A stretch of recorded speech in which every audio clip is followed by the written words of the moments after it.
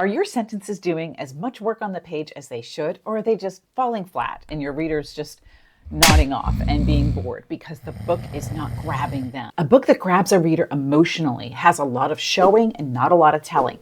And I know that that's a tough concept because I struggled with it a lot when I first started writing. But once I got it, it made a massive difference in my books.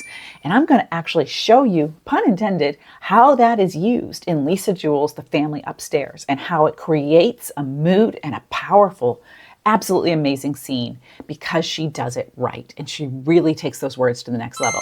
But more than that, she does the one thing that I tell you guys over and over to do, and I'll show you exactly how that works in this particular scene, because it's the number one thing you need to do in your book so that the reader loves your character. In this book, one of the main characters is named Lucy. She has a dog, she has a couple kids, and she's homeless. She's really desperate for money. We do feel bad for her because she's homeless and struggling with small children. Now, before this page, we don't know anything about her relationship with her ex-husband. We just know they're divorced and that this is her last resort.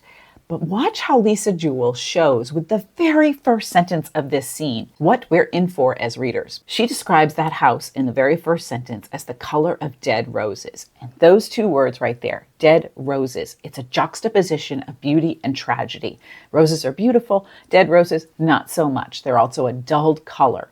So that juxtaposition of beauty and sadness, keep that in mind because that becomes really crucial in this scene. It's also the beginning of a theme that runs throughout the entire book about the facade. Facades that some of the characters put on for other characters to believe one thing that isn't true.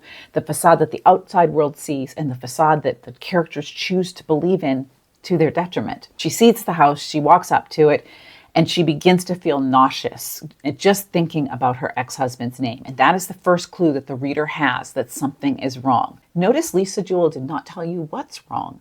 There was no telling, because telling is all like she felt upset, she felt nervous, she felt scared. None of that is happening here. What Lisa Jewell is using is the colors, the house, the interpretation of the house, and everything that the character Lucy is thinking in order to show how she's feeling.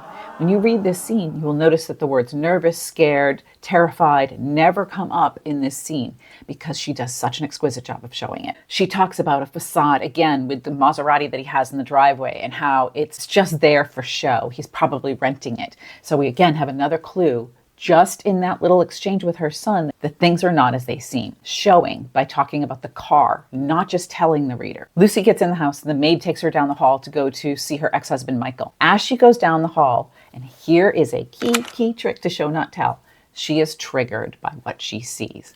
We don't randomly go around just thinking about things that we thought about when we were kids or moments that happened to us last year. It happens, however, if they are triggered by an event in the plot. So her returning to this house that is full of really bad memories triggers some of those memories to occur.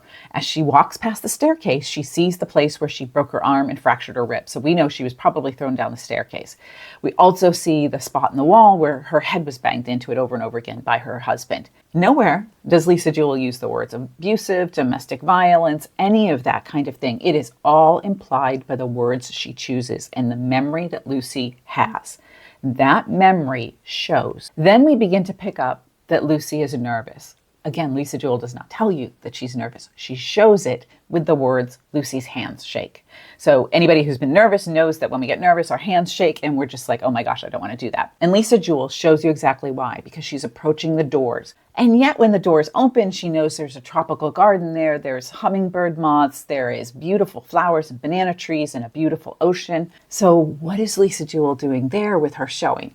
She is again coming back to that juxtaposition of beauty and sadness and fear and trauma and all of that by using this beautiful place that's an intoxicating facade for what actually went on inside those doors. It is a brilliant use of show not tell. She has 2-3 pages of exchange with the ex-husband and finally gets to the point and tells him that she needs some money. Yet Lisa Jewell shows exactly what their relationship is about in that dialogue and in the exchange of the money.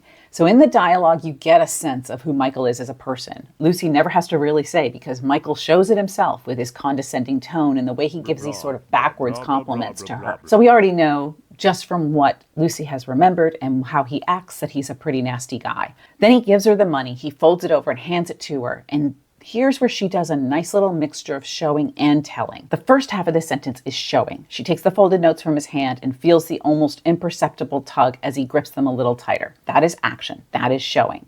Then she does a teeny tiny bit of telling, which absolutely nails the point home. The hint of a nasty game of control and power. And that is exactly what Michael does for the next 4 pages.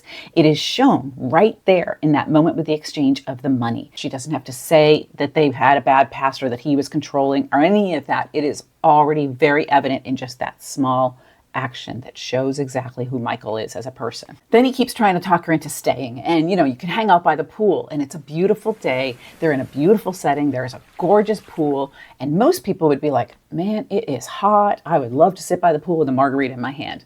But when Lucy looks at the pool, a memory is triggered that again shows us what she went through. Lisa Jewell first starts off by showing how this impacts her physically. So her breath catches, her lungs expand, her heart pounds, and then she gets into the memory. Lisa Jewell does multiple things that show here on this page. It's not just about showing the emotional impact on Lucy. It is also about the use of language and the use of the sentences to convey a mood. Now, if you've ever been in a pool or in a tub of water and you begin to sink down and you start to struggle a little bit for breath, but you're not quite there yet, that's a long, slow, oh my gosh, I might run out of air thing. That's what that first long sentence is. She feels her breath catch hard all the way down to the pressure of his hands on her crown. And then when you get to the place where you can't breathe under the water and you're afraid you won't come up in time, your heart goes boom, boom, boom, boom, boom.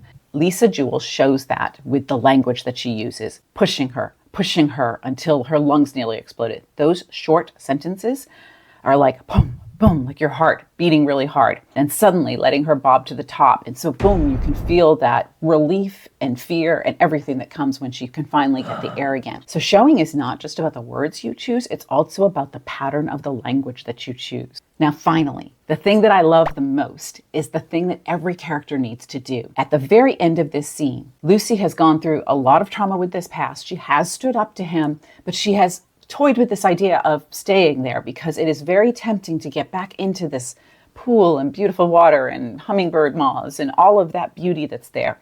Remember the juxtaposition of the beauty that brought her in when she was first married to him, and then the darkness and the danger that lurks in the shadows of that memory of that space. But then at the end of the scene, she decides to just go. When he tries to hug her, she finds a reason not to hug him. And as they're walking out the door, her dog turns and poops on the driveway. Now, Lucy reaches in her bag for a plastic bag to pick it up because that's the right thing to do, right? That's what Lucy would normally do. But Lucy has done something in this scene that your characters need to do. She has grown and changed. She has confronted one of her deep emotional wounds in the form of her ex-husband. She has stood up to him. She has a moment of growth here. She looks at the dog, she looks at the poop, and she thinks in the sun that's going to get hot and it's going to be there on the driveway and Michael might step in it.